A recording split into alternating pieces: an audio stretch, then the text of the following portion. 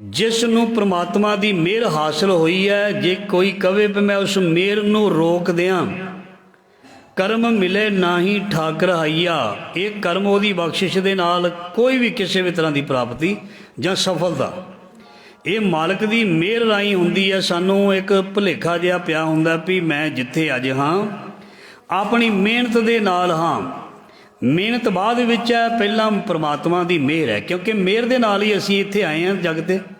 जे मनुखा जन्म ना लैंदे ते प्राप्तियां कित्थों कर लैंदे, कित्थों खोजां कर लैंदे।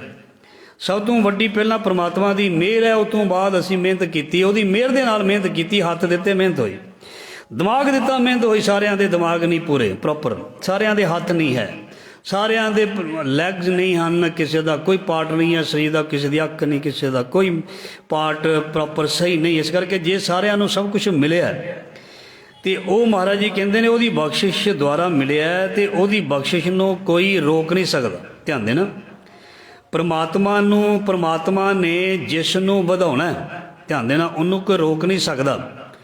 परमात्मा ने जिस नूं गिराउणा उन्होंने भी कोई रोक नहीं सकता। जिसनों उसने भेजना किधरे उन्होंने भेज देना, जिसनों रोकना उसने रोक देना। इस करके इन्हां जनता कै वस किश नाही, तुद वेकी जग त्यो पाया, इकना नूं तो मेल लहे कापो थुद खुआया, गुर कृपा ते जानिया जिथे तुद आ बुझाया, सहजे ही सच समाया।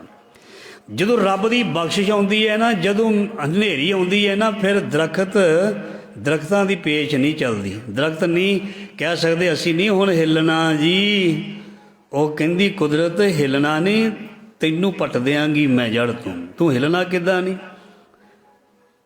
ਭੈ ਵਿੱਚ ਪਵਨ ਵਹੇ ਸਦਵਾਓ, ਭੈ ਵਿੱਚ ਚੱਲੇ ਲੱਖ ਦਰਿਆ, ਰੱਬ ਹਵਾ ਨੂੰ ਚਲਾਉਂਦਾ। तो जे कोई हुण करे हवा दरख्त कहे मैं ठंडी ऑक्सीजन दे रहा हूँ, नहीं। भै विच सूरज, भै विच चंद, को करोड़ी चंद्रां दा सूरज कहे मैं प्रकाश दे रहा, एडे वड्डे सूरज नूं भी कह दिता तू भी उहदे भै दे विच, ते बंदे तू तो फिर भै दे विच रह। जो तैनूं मिलना बख्शिश मिलनी, बस तू है ही बख्शिश लैण दे लई आया, तू बख्शिश ही प्राप्त कर रहे हैं अज तक रब दी। इस करके जे तेरे ते बख्शिश वो करदा ते उन्होंने खुशी दे नाल प्राप्त कर, ते ये बख्शिश नूं कोई अज तक रोक नहीं सकिया, ते ना किसी ने रोकी है। जे रोकण दा यतन कीता ते वो आप मिट गया। ध्यान देना, प्रहलाद नूं कदी किधरों सुट, कदी किसरे पानी विच डबो, कदी पहाड़ तो सुट, कदी अग विच बहाओ, ਇੱਦਾਂ ਇੱਦਾਂ ਕਰਨ ਦਾ ਯਤਨ ਕੀਤਾ कि रब की बख्शिश ਜਿਹੜੀ है ਉਹ प्रहलाद तो हट गई नहीं। जिसने बख्श नूं रोकण का यतन किया, पंक्ति चल रही है, कर्म मिले ना ही ठाकर हइया। जिसने बख्शिश नूं रोकण का यतन किया वो आप मिट गया। कौन? प्यो। प्यो कौन? हरनाकश। वो आप मिट गया। नहीं तो प्यो पुत का रिश्ता बड़ा गहरा होंदा, पर रब नहीं लिहाज करता किसी का। जो रब नूं चैलेंज करता है, जिहड़ा उसकी बख्शिश नूं चैलेंज करता है, भावें कोई क्यों ना होवे, वो किसी का लिहाज नहीं करता। राम राय का लिहाज नहीं करता सतगुरु पातशाह, भावें पुत है भावें भरा है, कोई भी वो लिहाज नहीं करता। डिसिपलिन इज डिसिपलिन, असूल असूल ही ने, कर्म कर्म ही है, धर्म धर्म ही है, लेखा लेखा ही है। तो जो गुरु ने ड्यूटी लाई है वो ड्यूटी है। गुरु अपनी ड्यूटी तो कदे भी परे नहीं हुंदा। इंसान भावें ड्यूटी तो गुरेज करे, परे हो जाए, आनाकानी करे, पर रब दा डिसिपलिन, रब दा अनुशासन, जिवें पहला बेनती की ना, भै विच पवन वहे सदवाओ, ये सारा कुछ डिसिपलिन दे विच ही चल रहा है, उहदे हुक्म दे विच ही चल रहा है। तो जदों कोई डिसिपलिन भंग करता है तो वह नुकसान होया, उसका नुकसान। इस करके रब की कृपा जी चलती है ना, उसनों कोई अज तक रोक नहीं सकिया, तो उस कृपा ने आना ही आना है। हाँ ये जरूर है, जिस ते कृपा होनी है उसकी जी झोली है, वो झोली जी अड्डी हुई होनी चाहिए है, बर्तन मुद्दा ना हो किधरे। ध्यान देना, बरखा भावें जिन्नी भावें 20 घंटे क्यों ना पैंदी रहे, जिन्ने विहड़े दे विच बर्तन मुद्दा मार दिता, एक बूंद नहीं पैनी उहदे विच, ਤੇ ਚਾਹੇ ਭਾਵੇਂ ਕੋਈ ਗਲਾਸ ਕੌਲੀ ਰੱਖ ਦੇਵੇ ਉਹ ਵੀ ਭਰ ਜਾਣੀ ਹੈ ਜੇ ਬਰਤਨ ਦਾ ਮੂੰਹ ਸਿੱਧਾ ਹੋਏਗਾ। ਜੇ ਪੁੱਠਾ ਦਿਮਾਗ ਹੋਏਗਾ, ਪੁੱਠਾ ਮਨ ਹੋਏਗਾ ਤੇ ਜੋ ਮਰਜ਼ੀ ਬੰਦਾ ਕਰੀ ਜਾਵੇ, ਕੋਈ ਚੀਜ਼ ਜਿਹੜੀ ਹੈ ਉਹ ਅੰਦਰ ਵਸੇਗੀ ਨਹੀਂ। ਬਖਸ਼ਿਸ਼ ਮਤਲਬ ਤੇ ਜੇ ਝੋਲੀ ਅੱਡੀ ਹੋਈ ਹੈ, ਜੇ ਮਨ ਬਿਲਕੁਲ ਸਾਫ਼ ਹੈ ਤੇ ਫਿਰ ਉਹਦੀ ਬਖਸ਼ਿਸ਼ ਨੂੰ ਦੇਰ ਨਹੀਂ, ਦੇਰ ਕਈ ਵਾਰ ਸਾਡੇ ਵੱਲੋਂ ਹੋ ਜਾਂਦੀ ਹੈ। ਸਾਡਾ ਭਰੋਸਾ ਨਹੀਂ ਬਣਦਾ, ਸ਼ਰਧਾ ਨਹੀਂ ਬਣਦੀ, ਸਾਡੀ ਜਿਹੜੀ ਹੈ ਜਿਹੜਾ ਫੇਥ ਹੈ ਨਾ, ਉਹ ਵਿਸ਼ਵਾਸ ਪਰਮਾਤਮਾ ਦੇ ਪੂਰਾ ਬਣਦਾ ਨਹੀਂ। ਡੋਲਦੇ ਰਹਿੰਦੇ ਹਾਂ ਤੇ ਉਹ ਫਿਰ ਪਰਮਾਤਮਾ ਜਿਹੜਾ ਉਹ ਵੀ ਰੁਕ ਜਾਂਦਾ ਵੀ ਇਸ ਨੂੰ ਕਰ ਲੈਣ ਦੇ, ਆਪਣੀ ਅਜੇ ਪੂਰੀ ਤਾਕਤ ਅਜਮਾਉਂਦਾ ਪਿਆ, ਅਜਮਾ ਲੈਣ ਦੇ। ਜਦੋਂ ਇਹ ਹਾਰ ਪਰਿਓ ਤੋਂ ਦੁਆਰੀ, ਜਦੋਂ ਇਹ ਹਾਰ ਕੇ ਕਹੇਗਾ ਨਾ ਵੀ ਹੁਣ ਹਾਰ ਪਰਿਓ ਤੋਂ ਦੁਆਰੀ, ਲਿਖਾ ਸਤਿਗੁਰ ਆਇਓ ਸ਼ਰਨ ਤੁਹਾਰੀ, ਮਿਲੇ ਸੂਖ ਨਾਮ ਹਰ ਸ਼ੋਭਾ, ਚਿੰਤਾ ਲਾਹੇ ਹਮਾਰੀ ਅਵਰ ਨਾ ਸੂਝੈ, ਦੂਜੀ ਠਾਹਰ ਹਾਰ ਪਰਿਓ ਤੋਂ ਦੁਆਰੀ, ਲੇਖਾ ਛੋੜ ਅਲੇਖੈ ਛੁਟੇ ਹਮ ਨਿਰਗੁਣ ਲਿਓ ਉਬਾਰੀ, ਸਦ ਬਖਸ਼ਿੰਦ ਸਦਾ ਮਿਹਰਬਾਨਾ, ਸਭਨਾ ਦੇ ਆਧਾਰੀ, ਨਾਨਕ ਦਾਸ ਸੰਤ ਪਾਛੇ ਪਰਿਓ ਰੱਖ ਲਿਓ ਇਹ ਬਾਰੀ। ਆਖਰੀ ਪੰਕਤੀਆਂ, ਆਖਣ ਵਾਲਾ ਕਿਆ ਵਿਚਾਰਾ, ਅਸੀਂ ਕੀ ਵਿਚਾਰੇ, ਅਸੀਂ ਕੀ ਕਰੀਏ, ਉਹ ਕਿੱਥੇ ਆਖ ਸਕਦੇ ਹਾਂ, ਉਹਦੇ ਕਿਸੇ ਗੁਣ ਕਿੱਥੇ ਗੁਣ ਗਾ ਸਕਦੇ ਹਾਂ। ਸਿਵ ਦੀ ਭਰੇ ਤੇਰੇ ਭੰਡਾਰਾ, ਇੰਨੀਆਂ ਸਿਫਤਾਂ ਨਾ ਰੱਬ ਦੀਆਂ ਵੀ ਅਸੀਂ ਕਰ ਹੀ ਨਹੀਂ ਸਕਦੇ ਪੂਰੀਆਂ ਸਿਫਤਾਂ। ਤੇਰੇ ਕਵਨ ਕਵਨ ਗੁਣ ਕਹਿ ਕਹਿ ਗਾਵਾਂ, ਤੂੰ ਸਾਹਿਬ ਗੁਣੀ ਨਿਧਾਨਾ, ਜਿਸ ਤੂੰ ਦੇਹ ਤਿਸੇ ਕਿਆ ਚਾਰਾ, ਜਿਸ ਨੂੰ ਤੂੰ ਦਾਤ ਬਖਸ਼ਦਾ ਨਾਮ ਦੀ ਜਾਂ ਕਿਸੇ ਵੀ ਤਰ੍ਹਾਂ ਦੀ, ਉਹਦੇ ਰਾਹ ਵਿੱਚ ਰੁਕਾਵਟ ਪਾਉਣ ਵਾਲਾ ਕੋਈ ਵੀ ਆਪਣੀ ਜ਼ੋਰ ਅਜਮਾਈ ਕਰੇ, ਉਹ ਰੁਕਾਵਟ ਨਹੀਂ ਪਾ ਸਕਦਾ। ਤਿਸੇ ਕਿਆ ਚਾਰਾ, ਕੋਈ ਵੀ ਯਤਨ ਕਰੀ ਜਾਵੇ, ਜਿਸ ਤੂੰ ਦੇਹ, ਜਿਹਨੂੰ ਤੂੰ ਦੇਣਾ ਤੂੰ ਉਹਨੂੰ ਦੇ ਹੀ ਦੇਣਾ, ਜਿਸ ਨੂੰ ਤੂੰ ਸ਼ੋਭਾ ਦੇਣੀ ਉਹਨੂੰ ਦੇ ਹੀ ਦੇਣੀ ਹੈ, ਚਾਹੇ ਕੋਈ ਵਿਰੋਧ ਕਰੀ ਜਾਏ। ਭਾਈ ਦਾਸੂ ਕਹਿੰਦਾ, ਭਾਈ ਦਾਤੂ ਕਹਿੰਦਾ, ਨਾ ਬਾਪੂ ਇੰਜ ਨਾ ਕਰਿਓ, ਇਹ ਸਾਨੂੰ ਦੇ ਦਿਓ, ਗੁਰਗੱਦੀ ਸਾਨੂੰ ਦੇ ਦਿਓ, ਇਹ ਸੇਵਾ ਸਾਨੂੰ ਦੇ ਦਿਓ। ਸੇਵਾ ਧੱਕੇ ਨਾਲ ਮਿਲਦੀ ਹੈ, ਸੇਵਾ ਧੱਕੇ ਨਾਲ ਮਿਲਦੀ ਹੈ ਨਾ, ਨਾ ਆਪ ਗਵਾਏ। ਸੇਵਾ ਕਰੇ ਤਾਂ ਕਿਛ ਪਾਏ ਮਾਣ, ਅੰਦਰੋਂ ਅੰਦਰੋਂ ਅੰਦਰੋਂ ਸਾਧ ਸੰਗਤ ਦੀ ਸੇਵਾ, ਇਹ ਥੋੜ੍ਹੋ ਬਈ ਦਿਖਾਵਾ ਕਰਕੇ ਤੇ ਹੁਣ ਸੇਵਾ ਪ੍ਰੈਕਟੀਕਲ ਜੀਵਨ ਨਾ ਹੋਵੇ ਤੇ ਮਿਲ ਜੇ ਮੈਨੂੰ ਸੇਵਾ, ਡੱਕਾ ਭੰਨਣਾ ਨਹੀਂ ਤੇ ਮਿਲ ਜੇ ਪ੍ਰਿਥਵੀ ਚੰਦ ਨੂੰ ਸੇਵਾ ਹੈ। ਇੱਦਾਂ ਥੋੜ੍ਹੋ ਹੈ, ਇੱਦਾਂ ਥੋੜ੍ਹੋ ਹੈ। ਕੱਟਦਾ ਕੋਈ ਫਿਰੇ, ਵੱਢਦਾ ਕੋਈ ਫਿਰੇ, ਬੀਜਦਾ ਕੋਈ ਫਿਰੇ, ਵਾਢੀ ਕੋਈ ਫਿਰੇ, ਜਦੋਂ ਰੋਟੀ ਲੱਤੇ ਤੇ ਮੋਰੇ ਆਪ ਪਲੇਟ ਲੈ ਕੇ ਆ ਜੇ, ਇੱਦਾਂ ਨਹੀਂ। ਜਿਸ ਨੇ ਗੁਰੂ ਨਾਨਕ ਦੇ ਘਰ ਦੇ ਵਿੱਚੋਂ ਬਖਸ਼ਿਸ਼ ਪ੍ਰਾਪਤ ਕੀਤੀ, ਪੁੱਤਰਾਂ ਦਾ ਲਿਹਾਜ਼ ਨਹੀਂ ਕੀਤਾ। ਮਹਾਰਾਜ ਜੀ ਕਹਿੰਦੇ ਵੀ ਪੁੱਤਰੋ, ਨਹੀਂ ਦਿਸਦੀਆਂ ਉਹ ਚੀਜ਼ਾਂ, ਨਹੀਂ ਦਿਸਦੀਆਂ ਉਹ ਚੀਜ਼ਾਂ ਜਿਹੜੀਆਂ ਸਾਨੂੰ ਭਾਈ ਲਹਿਣਾ ਜੀ, ਬਾਬਾ ਅਮਰਦਾਸ ਜੀ, ਭਾਈ ਜੇਠਾ ਜੀ, ਗੁਰੂ ਅਰਜਨ ਸਾਹਿਬ ਜੀ, ਜਿਹੜੀਆਂ ਉਹਨਾਂ ਦੇ ਵਿੱਚ ਗੁਣ ਦਿਸਦੇ ਨੇ, ਉਹ ਨਹੀਂ ਦਿਸ ਰਹੇ ਤੇ ਅਸੀਂ ਕੀ ਕਰੀਏ। ਇਹ ਚੀਜ਼ਾਂ ਹੀ ਬਖਸ਼ਿਸ਼ਾਂ ਹੀ ਉਹਨਾਂ ਨੂੰ ਮਿਲਦੀਆਂ ਨੇ ਜਿਨ੍ਹਾਂ ਦੇ ਕੋਲ ਭਾਂਡੇ ਨੇ, ਤੇ ਜਿਨ੍ਹਾਂ ਨੇ ਭਾਂਡੇ ਹੀ ਕਲੀ ਨਹੀਂ ਕਰਾਏ, ਭਾਂਡੇ ਹੀ ਖਰਾਬ ਹੋਏ ਪਏ ਨੇ। ਹਾਂਜੀ, ਭਾਂਡੇ ਕਲੀ ਕਰਾਉਣੇ ਪੈਂਦੇ ਸੀ ਅੱਗੇ। ਆ ਜਿਹੜੇ ਸੀ ਨਾ ਸਾਡੇ ਕੋਲ ਦੂਜੇ ਭਾਂਡੇ ਹੁੰਦੇ ਸੀ ਨਾ ਪਿੱਤਲ ਦੇ, ਉਹਨੂੰ ਜਿਹੜਾ ਉਹ ਫਿਰ ਰੋਟੀ ਸਵਾਦ ਨਹੀਂ ਬਣਦੀ ਸੀ, ਕਲੀ ਕਰਾਉਣੇ ਪੈਂਦੇ ਸੀ, ਸਾਫ਼ ਕਰਾਉਣੇ ਪੈਂਦੇ ਸੀ, ਅੱਗ ਦੇ ਉੱਪਰ ਰੱਖਣੇ ਪੈਂਦੇ ਸੀ। ਕਲੀ ਕਰਦਾ ਸੀ ਸਾਫ਼ ਕਰਕੇ, ਫਿਰ ਸਾਨੂੰ ਉਹ ਦਿੰਦਾ ਹੁੰਦਾ ਸੀ ਕਲੀਆਂ, ਗਲੀਆਂ ਦੇ ਵਿੱਚ ਕਲੀ ਕਰਨ ਵਾਲੇ ਆਉਂਦੇ ਸੀ। ਅਤੇ ਸਾਡਾ ਭਾਂਡਾ ਦਿੰਦਾ ਥੰਧਿਆਈ ਵਾਲਾ, ਅਤੇ ਉਹਨੂੰ ਕਿੱਦਾਂ ਰੱਬ ਦੇ ਦੇਵੇ ਬਖਸ਼ਿਸ਼। ਭਾਂਡਾ ਧੋਏ ਬੈਸ ਧੂਫ ਦੇਵੋ ਤੋ ਦੁੱਧੇ ਕੋ ਜਾਵੋ, ਇਸ ਕਰਕੇ ਉਹ ਜੇ ਸੇਵਾ ਲੈਣੀ ਹੈ ਤੇ ਪਾਤਰਤਾ, ਮਹਾਰਾਜ ਜੀ ਕਹਿੰਦੇ ਲਿਆ ਪਾਤਰਤਾ ਹੈ। ਇਸ ਕਰਕੇ ਵਸਤੂ ਅੰਦਰ ਵਸਤ ਸਮਾਵੈ, ਦੂਜੀ ਹੋਵੇ ਪਾਸ। ਇਸ ਕਰਕੇ ਤੂੰ ਆਪਣੇ ਆਪ ਨੂੰ ਯੋਗ ਬਣਨਾ। ਗੱਲਾਂ ਦੇ ਨਾਲ ਪਰਮਾਤਮਾ ਖੁਸ਼ ਨਹੀਂ ਹੁੰਦਾ, ਉਹ ਜਾਣਦਾ, ਉਹ ਜਾਣਦਾ।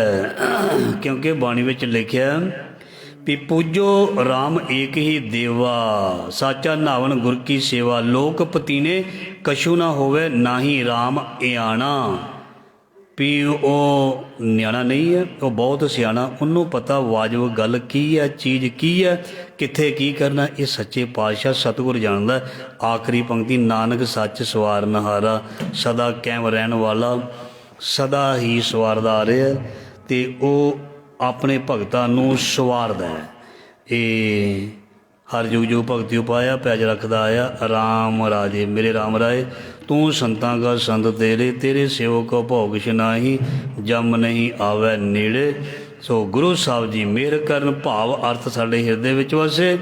ਸੋ ਆਖਰੀ ਬੇਨਤੀ, ਗੁਰੂ ਨਾਨਕ ਪਾਤਸ਼ਾਹ ਜੀ ਦਾ ਪ੍ਰਕਾਸ਼ ਗੁਰਪੁਰਬ 19 ਨਵੰਬਰ ਦਾ ਸੱਚੇ ਪਾਤਸ਼ਾਹ ਦੀ ਕਿਰਪਾ ਨਾਲ ਆ ਰਿਹਾ। ਰੋਜ਼ ਬੇਨਤੀ ਕਰਦੇ ਹਾਂ, ਸਾਡਾ ਫਰਜ਼ ਹੈ। ਅਤੇ ਜਿਨ੍ਹਾਂ ਨੇ ਸੇਵਾ ਭਾਈ ਕਰਨੀ ਹੈ ਉਹ ਆਪਣਾ ਨਾਮ ਜ਼ਰੂਰ ਲਿਖਾ ਦਿਓ, ਕਿਉਂਕਿ ਸੇਵਾ ਜਿਹੜੀ ਗੁਰੂ ਨਾਨਕ ਦੇ ਘਰ ਦੀ ਹੈ ਨਾ, ਇਹ ਭਾਗਾਂ ਨਾਲ ਮਿਲਦੀ ਹੈ, ਭਾਗਾਂ ਦੇ ਨਾਲ ਮਿਲਦੀ ਹੈ। ਸਮਾਂ ਬਣਦਾ ਨਹੀਂ। ਜੇ ਕੋਈ ਕਹੇ ਨਾ ਵੀ ਸਮਾਂ ਬਣ ਜਾਏ, ਆਪਣੀ ਮਰਜ਼ੀ ਨਾਲ ਸਮਾਂ ਨਹੀਂ ਬਣਦਾ।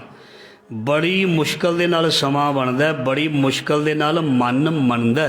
ਅਤੇ ਜੇ ਮਨ ਵਿੱਚ ਕੋਈ ਚੰਗਾ ਵਿਚਾਰ ਆ ਜਾਵੇ ਤਾਂ ਉਸ ਨੂੰ ਉਸੇ ਸਮੇਂ ਹੀ ਕਰ ਲੈਣਾ ਚਾਹੀਦਾ। ਜਿਹੜਾ ਸਲਾਹੀ ਪਿਆ ਉਹ 50% ਦੇ ਉੱਪਰੋਂ ਗਿਆ, ਉਹ ਕਿਸੇ ਨੇਪਰੇ ਨਹੀਂ ਗੱਲ ਚੜ੍ਹਦੀ। ਇਸ ਕਰਕੇ ਸਲਾਹੀ ਜਦੋਂ ਗੁਰੂ ਦੀ ਸੇਵਾ, ਗੁਰੂ ਦੀ ਗੱਲ ਜਦੋਂ ਕਰਨਾ ਤਾਂ ਫਿਰ ਕਰਨਾ, ਕਿਉਂਕਿ ਸਾਡੀ ਬਿਰਤੀ ਸੁਰਤੀ ਬਹੁਤ ਵਧੀਆ ਹੁੰਦੀ ਹੈ। ਜਦੋਂ ਅਸੀਂ ਉਸ ਬੰਦੇ ਦੀ ਸਲਾਹ ਲੈਂਦੇ ਹਾਂ ਜਿਹਨੂੰ ਊੜੇ ਆਲੇ ਦਾ ਨਹੀਂ ਪਤਾ, ਉਹ ਇੱਦਾਂ ਦੀ ਸਲਾਹ ਦੇ ਦਿੰਦਾ, ਬੰਦਾ ਕਹਿੰਦਾ ਅੱਛਾ, ਉਹ ਵੀ ਵਿਚਾਰਾ ਖੜ ਜਾਂਦਾ। ਇਸ ਕਰਕੇ ਬਹੁਤੀਆਂ ਸਲਾਹਾਂ ਕੰਮ ਸਿਰੇ ਨਹੀਂ ਚੜ੍ਹਦੇ। ਸੋ ਗੁਰਦੁਆਰਾ ਸਿੰਘ ਸਭਾ ਨਗਰ ਵੱਡੀ ਮਿਆਣੀ ਦੇਸ਼ ਪ੍ਰਦੇਸ਼ ਸਰਵਣ ਕਰ ਰਹੀ ਸਾਧ ਸੰਗਤ ਜੀ, ਹਰ ਸਾਲ ਗੁਰੂ ਸਾਹਿਬ ਮਿਹਰ ਕਰਦੇ ਨੇ। ਬਹੁਤ ਚਿਰਾਂ ਤੋਂ, ਬਹੁਤ ਚਿਰ ਤੋਂ ਸੰਗਤ ਜਿਹੜੀ ਹੈ ਉਹ ਬਹੁਤ ਸ਼ਰਧਾ ਅਤੇ ਪ੍ਰੇਮ ਦੇ ਨਾਲ ਗੁਰੂ ਨਾਨਕ ਮਹਾਰਾਜ ਜੀ ਦਾ ਜੋ ਗੁਰਪੁਰਬ ਹੈ ਉਹ ਪ੍ਰਭਾਤ ਫੇਰੀਆਂ ਦੇ ਰੂਪ ਦੇ ਵਿੱਚ ਹਰ ਜਸ ਕਰਕੇ ਇਹ ਜਿਹੜੀ ਹੈ ਇਹ ਬਖਸ਼ਿਸ਼ ਪ੍ਰਾਪਤ ਕਰ ਰਹੀ ਹੈ। ਔਰ ਸੰਗਤ ਬਹੁਤ ਸੇਵਾ ਕਰਦੀ ਹੈ, ਤਨ ਮਨ ਧਨ ਦੇ ਨਾਲ ਕਰਦੀ ਹੈ। ਗੁਰੂ ਮਹਾਰਾਜ ਜੀ ਦੇ ਚਰਨਾਂ ਦੇ ਵਿੱਚ ਭੇਟਾਂ ਕਰਦੀਆਂ ਹਨ ਸੰਗਤਾਂ, ਮਾਇਆ ਭੇਟਾਂ ਕਰਦੀਆਂ ਹਨ ਔਰ ਆਪਣੀ ਕਮਾਈ ਨੂੰ ਸਫਲ ਕਰਦੀਆਂ ਹਨ, ਲੇਖੇ ਵਿੱਚ ਲਾਉਂਦੀਆਂ ਹਨ।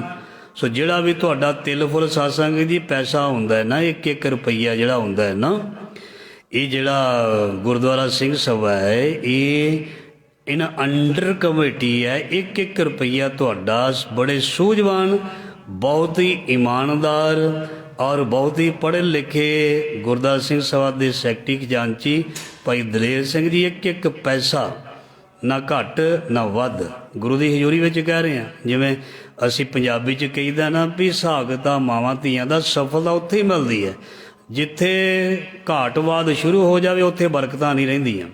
ਇਸ ਕਰਕੇ ਉਹ ਸੂਝਵਾਨ ਤੁਹਾਡੇ 1-1 ਰੁਪਈਏ ਨੂੰ ਚੰਗੇ ਪਾਸੇ ਲਾਉਣਗੇ। ਅਤੇ ਜੇ ਸਤਸੰਗ ਜੀ ਇਹ ਮਾਇਆ ਗਲਤ ਪਾਸੇ ਚਲੀ ਜਾਵੇ, ਕਿਉਂਕਿ ਜਿੱਥੇ ਸਤਸੰਗ ਜੀ ਕੋਈ ਪੁੱਛ ਗਿੱਛ ਨਾ ਹੋਵੇ ਅਤੇ ਫਿਰ ਉੱਥੇ ਜਿਹੜਾ ਹੈ ਉਹ ਫਿਰ ਲੇਖੇ ਦੇ ਵਿੱਚ ਨਹੀਂ ਲੱਗਦੀ। ਲੇਖੇ ਦੇ ਜਿਹੜੀ ਅਸੀਂ ਮਾਇਆ ਕਿਤੇ ਦਾਨ ਭੇਟਾ ਕਰਦੇ ਹਾਂ ਨਾ, ਡੀਪਲੀ ਜਾਣਾ ਚਾਹੀਦਾ ਵੀ ਉਹ ਕਿਧਰੇ ਕੰਮ ਵੀ ਆਉਂਦੀ ਹੈ। ਠੀਕ ਹੈ ਜੀ, ਉਹ ਕੰਮ ਵੀ ਆਉਂਦੀ ਹੈ। ਤੁਸੀਂ ਮੈਨੂੰ ਆਹ ਕੀਰਤਨ ਦੀ ਸੇਵਾ 10-20 ਰੁਪਈਏ ਦਿੰਦੇ ਹੋ, ਚਲੋ ਠੀਕ ਹੈ, ਬੜੀ ਚੰਗੀ ਗੱਲ ਹੈ। ਤੁਸੀਂ ਉਮਨ 1 ਲੱਖ ਦਾ ਚੈੱਕ ਕੱਟ ਕੇ ਦੇ ਦਿਓ ਅਤੇ ਮੈਂ ਆਪੇ ਹੀ ਉਡਾਰੀਆਂ ਮਾਰਨੀਆਂ, ਗੁਸਤਾਖੀ ਮਾਫ, ਮੈਂ ਆਪੇ ਹੀ ਉਹ ਡਾਉਣਾ ਪੈਸਾ, ਉਹਨੂੰ ਮੈਂ ਸਹੀ ਤਰੀਕੇ ਨਾਲ ਇਸਤੇਮਾਲ ਨਹੀਂ ਕਰਨਾ। ਜਿੰਨੀ ਕਿ ਜ਼ਰੂਰਤ ਓਨਾ ਚਾਹੀਦਾ, ਸਤਿਕਾਰ ਚਾਹੀਦਾ। ਗੁਰੂ ਘਰ ਦੇ ਵਿੱਚ ਵੱਧ ਤੋਂ ਵੱਧ ਸੇਵਾਵਾਂ ਦੇਣੀਆਂ ਚਾਹੀਦੀਆਂ, ਪਰ ਪੈਸੇ ਨੂੰ ਦੇਖਣਾ ਵੀ ਇਹ ਸੇਵਾ ਕਿਧਰੇ ਗਲਤ ਪਾਸੇ ਨਾ ਲੱਗੇ। ਸੋ ਜਿਹੜੀ ਸੇਵਾ ਤੁਹਾਡੀ 1-1 ਤਿਲ ਪ੍ਰਭਾਤ ਫੇਰੀਆਂ ਦੇ ਰੂਪ ਦੇ ਵਿੱਚ ਆਉਂਦੀ ਹੈ, ਬਕਾਇਦਾ ਉਸ ਨੂੰ ਐਨ ਲਿਖਿਆ ਜਾਂਦਾ ਹੈ, ਉਸ ਨੂੰ ਰਜਿਸਟਰ 'ਤੇ ਚੜ੍ਹਾਇਆ ਜਾਂਦਾ ਹੈ। ਜੋ ਵੀ ਅਸੀਂ ਫਿਰ ਲੰਗਰ ਪਾਣੀ ਸਮਾਨ, ਗੁਰੂ ਘਰ ਦੀ ਇਮਾਰਤ, ਜੋ ਵੀ ਟੁੱਟ ਭੱਜ, ਜੋ ਵੀ ਚੀਜ਼ਾਂ, ਜੋ ਵੀ ਇੱਥੇ ਸਟਾਫ ਨੂੰ ਜੋ ਵੀ ਸੇਵਾ ਦੇਣੀ, ਉਹ ਸਾਰੀਆਂ ਸੇਵਾਵਾਂ ਉਸ ਤੋਂ ਚੱਲਦੀਆਂ। ਤੁਹਾਨੂੰ ਦੇਖੋ ਜੇ ਪੈਸੇ ਕੋਲ ਹੋਣਗੇ 4 ਤੇ ਕਮੇਟੀ ਵਾਲੇ ਵੀ ਅੱਗਿਓਂ ਗੁਰੂ ਸਾਹਿਬ ਦੇ ਜੋ ਹੈ ਘਰ ਨੇ ਇਹ ਵਧੀਆ ਤਰੀਕੇ ਦੇ ਨਾਲ ਪ੍ਰਬੰਧ ਚਲਾ ਸਕਣਗੇ। ਤੇ ਜੇ ਕੋਲ ਪੈਸੇ ਨਾ ਹੋਣਗੇ ਸਟਾਫ ਨੂੰ ਪੈਸੇ ਦੇਣ ਵਾਸਤੇ, ਤੇ ਜੇ ਕੋਈ ਮੈਂ ਵਾਂ ਜਾਂ ਕੋਈ ਵੀ ਕਿ ਵੀ ਮੁਫਤ ਆ ਕੇ ਕਰ ਲਓ, ਕਿਸੇ ਕੋਈ ਵੀ ਨਹੀਂ ਕਰਦਾ, ਉਹਨੂੰ ਪੈਸੇ ਚਾਹੀਦੇ, ਕਿਉਂ ਉਹ ਵੀ ਮਜਬੂਰ ਨੇ, ਉਹਨਾਂ ਦੇ ਖਰਚੇ ਹੈ, ਪਰਿਵਾਰ ਦੇ ਹੈ, ਇਸ ਕਰਕੇ ਪੈਸੇ ਨਾਲ ਹੀ ਸਭ ਕੁਝ ਚੱਲਦਾ ਹੈ। ਇੱਕ ਇੱਕ ਤੁਹਾਡਾ ਦਿੱਤਾ ਪੈਸਾ ਬਹੁਤ ਸਾਂਭਿਆ ਜਾਂਦਾ ਹੈ, ਔਰ ਉੱਥੇ ਪੈਸੇ ਦਿਓ, ਉੱਥੇ ਸੇਵਾ ਕਰੋ ਜਿੱਥੇ ਤੁਹਾਡੇ ਪੈਸੇ ਦੀ ਕਦਰ ਹੋਵੇ, ਸੰਭਾਲ ਹੋਵੇ। ਇਹ ਨਾ ਕੋਈ ਹੋਵੇ ਕੋਈ ਪਿਕਨਿਕ ਹੀ ਮਨਾਉਂਦਾ ਫਿਰੇ ਸਾਧ ਸੰਗਤ ਜੀ ਬਹੁਤੇ ਪੈਸਿਆਂ ਨਾਲ। ਇਹ ਖਿਆਲ ਰੱਖਣਾ, ਦਾਨ ਸੋਚ ਸਮਝ ਕੇ ਦੇਣਾ। ਉਹ ਸਾਖੀ ਮੈਂ ਪੜ੍ਹਦਾ ਹੁੰਦਾ ਭਈ ਮਹਾਂਪੁਰਖ ਨੂੰ ਕੋਈ ਆ ਗਿਆ, ਕਹਿੰਦਾ ਦਾਨ ਦੇ ਦੇ ਬਾਬਾ, ਉਹਨੇ ਕੁਝ ਦਵਾਨੀ ਕੋਈ ਟਕਾ ਦਿੱਤਾ ਹੋਏਗਾ, ਉਹਨੇ ਦੇ ਦਿੱਤਾ, ਤੇ ਜਿਹਨੂੰ ਦਿੱਤਾ ਉਹਨੇ ਕੀ ਕੀਤਾ ਵੀ ਮੱਛੀਆਂ ਫੜਨ ਵਾਲਾ ਜਾਲ ਲੈ ਲਿਆ, ਮੱਛੀ ਫੜਨ ਵਾਲਾ ਜਾਲ ਲੈ ਲਿਆ। ਵੀ ਉਹਨੂੰ ਕੀ ਪਤਾ ਸੀ ਵੀ ਇਹਨੇ ਮੱਛੀ ਫੜਨ ਵਾਲਾ ਜਾਲ ਲੈ ਲੈਣਾ, ਤੇ ਉਹ ਫਿਰ ਮਾਰ ਮਾਰ ਮੱਛੀਆਂ ਤੇ ਖਾਂਦਾ ਰਿਹਾ, ਤੇ ਜਿਹਨੇ ਜਾਲ ਲੈ ਕੇ ਦਿੱਤਾ ਆ ਗਿਆ ਲਿਖੇ ਹੋਵੇ। ਇੱਕ ਲੌਜਿਕ ਦੇ ਤੌਰ ਤੇ ਵੀ ਇਸ ਗੱਲ ਨੂੰ ਲੈ ਸਕਦੇ ਹਾਂ, ਜਦੋਂ ਲਿਖਾ ਹੋਇਆ ਤੇ ਕਹਿੰਦੇ ਆ ਜਾ ਭਗਤਾ ਤੂੰ ਵੀ, ਕਹਿੰਦਾ ਮੇਰਾ ਕੀ ਕਸੂਰ, ਮੇਰਾ ਤੇ ਕੋਈ ਕਸੂਰ ਹੀ ਨਹੀਂ। ਕਹਿੰਦੇ ਤੈਨੂੰ ਨਹੀਂ ਪਤਾ ਪੈਸਾ ਜਿਹੜਾ ਦਾਨ ਇਹ ਕਿੱਥੇ ਜਾ ਰਿਹਾ, ਤੈਨੂੰ ਪਤਾ, ਦੇ ਕੇ ਸ਼ਰਾਬੀ ਨੂੰ ਤੂੰ ਦੇ ਦੇਵੇਂ ਤੇ ਉਹਨੇ ਸ਼ਰਾਬ ਵੀ ਲੈਣੀ। ਆ ਗਲੀਆਂ ਵਿੱਚ ਘੁੰਮਦੇ ਫਿਰਦੇ ਨੇ। ਗੁਸਤਾਖੀ ਮਾਫ, ਗੁਰੂ ਘਰ ਸੇਵਾ ਕਰੋ ਜਿੱਥੇ ਸਹੀ ਤਰੀਕੇ ਦੇ ਨਾਲ ਪੈਸਾ ਇਸਤੇਮਾਲ ਹੁੰਦਾ। ਤੁਹਾਡੇ ਘਰਾਂ ਦੇ ਵਿੱਚ ਮੰਗਣ ਵਾਲੇ ਕਾਪੀਆਂ ਫੜੀਆਂ ਹੁੰਦੀਆਂ ਨੇ, ਜਿਹਨੂੰ ਤੁਸੀਂ ਨਹੀਂ ਜਾਣਦੇ 1 ਰੁਪਈਆ ਵੀ ਨਾ ਦਿਓ, ਜਿਹਨੂੰ ਜਾਣਦੇ ਹੋ ਉਸ ਦਾ ਸਤਿਕਾਰ ਕਰੋ। ਇਸ ਕਰਕੇ ਸਾਡਾ ਦਿੱਤਾ ਹੋਇਆ ਦਾਨ ਪੁੰਨ ਜਿਹੜਾ ਉਹ ਫਲਦਾ, ਤੇ ਇਹ ਲੇਖਾ ਨਾ ਦੇਣਾ ਪਵੇ, ਚੰਗੇ ਪਾਸੇ ਲੱਗੇ। ਤੇ ਇਸ ਕਰਕੇ ਮਾਇਆ ਦਾ ਜਿਹੜੀ ਭੇਟਾ ਹੈ ਬਹੁਤ ਵਧੀਆ ਤਰੀਕੇ ਦੇ ਨਾਲ ਸਾਨੂੰ ਕਰਨੀ ਚਾਹੀਦੀ, ਸੇਵਾ ਵਿੱਚ ਲੱਗੇ। ਸੋ ਮੇਰੇ ਕਹਿਣ ਦਾ ਭਾਵ ਹੈ ਕਿ ਗੁਰੂ ਘਰ ਦੇ ਵਿੱਚ ਆਉਣ ਵਾਲੇ ਸਮੇਂ ਦੇ ਵਿੱਚ ਦੇਖੋ ਸੇਵਾਵਾਂ ਚੱਲਦੀਆਂ ਰਹਿੰਦੀਆਂ ਹਨ। ਕਦੀ ਪਿੱਛੇ ਆਪਾਂ ਪਿਛਲੇ ਸਾਲਾਂ ਦੇ ਵਿੱਚ ਸਾਰਾ ਲੰਗਰ ਹਾਲ ਜਿਹੜਾ ਸੀ ਉਹ ਵਧੀਆ ਕਰਕੇ ਪ੍ਰਬੰਧਕਾਂ ਨੇ ਬਣਾ ਦਿੱਤਾ ਗੁਰੂ ਦੀ ਬਖਸ਼ਿਸ਼ ਨਾਲ, ਤੇ ਸੰਗਤ ਦੀ ਸਹੂਲਤ ਦੇ ਲਈ ਇੱਦਾਂ ਹੀ ਹੌਲੀ ਹੌਲੀ ਜਿਵੇਂ ਕੋਈ ਸਲਾਹ ਦਿੰਦਾ ਆਹ ਕਰ ਲਓ। ਆਉਣ ਵਾਲੇ ਸਮੇਂ ਦੇ ਵਿੱਚ ਕਈ ਪਲਾਨ ਨੇ, ਉਹ ਸਾਰੇ ਹੀ ਮਾਇਆ ਦੇ ਨਾਲ ਬਣਦੇ ਨੇ। ਤੇ ਇਹਦਾ ਮਤਲਬ ਕੋਈ ਇਹ ਨਾ ਸਮਝ ਲੈਣਾ ਕੋਈ ਮਾਇਆ ਦੀ ਡਿਮਾਂਡ ਕਰਦੇ। ਮੈਂ ਸਿਰਫ ਇਹ ਕਹਿ ਰਿਹਾ ਵੀ ਕੋਈ ਵੀ 1 ਰੁਪਈਆ ਦਿਓ, 10 ਰੁਪਈਏ ਦਿਓ, 100 ਰੁਪਈਆ ਦਿਓ, ਲੱਖ ਦਿਓ, ਪਰ ਸੋਚ ਸਮਝ ਕੇ ਦਿਓ ਵੀ ਇਹ ਕਿੱਥੇ ਲੱਗਣਾ, ਕਿੱਥੇ ਲੱਗਣਾ। ਕੋਈ ਮੈਂ ਆਪਣਾ ਘਰ ਹੀ ਨਾ ਬਣਾਉਣਾ ਸ਼ੁਰੂ ਕਰਦਾ, ਮੈਨੂੰ ਵੀ ਤੁਸੀਂ ਓਨਾ ਕੀ ਦਿਓ ਜਿੰਨੀ ਜ਼ਰੂਰਤ ਹੈ। ਹੁਣ ਇਹ ਨਾ ਕਿਹੋ ਵੀ ਭਾਈ ਸਾਨੂੰ ਪੈਸੇ ਨਹੀਂ ਚਾਹੀਦੇ, ਚਾਹੀਦੇ ਨੇ। ਮੈਂ ਮੇਰੀ ਰਮਝ ਸਮਝਣਾ, ਉਹ ਨਾ ਹੋਵੇ ਵੀ ਦਿਮਾਗ ਹੋ ਜੇ ਖਰਾਬ ਤੇ ਪੈਸਾ ਲੱਗ ਜੇ ਗਲਤ ਪਾਸੇ। ਆਪਣੇ ਬੱਚੇ ਨੂੰ ਵੀ ਫਾਲਤੂ ਪੈਸਾ ਨਾ ਦਿਓ, ਇਹ ਵੀ ਇਸ਼ਾਰਾ ਹੈ। ਨੌਜਵਾਨ ਨੂੰ ਨਾ ਦਿਓ ਫਾਲਤੂ ਪੈਸਾ, ਉਸ ਦੇ ਬੋਝੇ ਵਿੱਚ ਜ਼ਿਆਦਾ ਪੈਸੇ ਆ ਗਏ ਤੇ ਉਹਨੇ ਨੁਕਸਾਨ ਕਰ ਦੇਣਾ, ਉਹਨੇ ਆਪਣੀ ਸਿਹਤ ਦਾ ਨੁਕਸਾਨ ਕਰ ਲੈਣਾ, ਜਵਾਨੀ ਦਾ ਨੁਕਸਾਨ ਕਰ ਲੈਣਾ। ਇਸ ਕਰਕੇ ਇਹ ਮਾਇਆ ਬੜੀ ਖਰਾਬ ਹੈ। ਸੋਚ ਸਮਝ ਕੇ ਹਾਂ ਗੁਰੂ ਨਾਨਕ ਦੇ ਘਰ ਦੇ ਵਿੱਚ ਵੱਧ ਤੋਂ ਵੱਧ ਸੇਵਾ ਕੀਤੀ ਜਾਵੇ ਤੇ ਇਹ ਫਲੇਗੀ ਔਰ ਗੁਰੂ ਦੀ ਬਖਸ਼ਿਸ਼ ਹੋਏਗੀ। ਅੱਜ ਦਾ ਸ਼ਬਦ ਸੀ, ਨਾਲ ਗੁਰਮਤਿ ਵਿਚਾਰਾਂ ਦੀ ਸਾਂਝ ਹੋਈ ਹੈ। ਗੁਰੂ ਸਾਹਿਬ ਮਿਹਰ ਕਰਨ ਇਸ ਦਾ ਭਾਵਾਰਥ ਸਾਡੇ ਹਿਰਦੇ ਵਿੱਚ ਵਸੇ ਔਰ ਸਾਡਾ ਜੀਵਨ ਗੁਰਮਤਿ ਵਾਲਾ ਬਣੇ। ਵਾਹਿਗੁਰੂ ਜੀ ਕਾ ਖਾਲਸਾ, ਵਾਹਿਗੁਰੂ ਜੀ ਕੀ ਫਤਿਹ।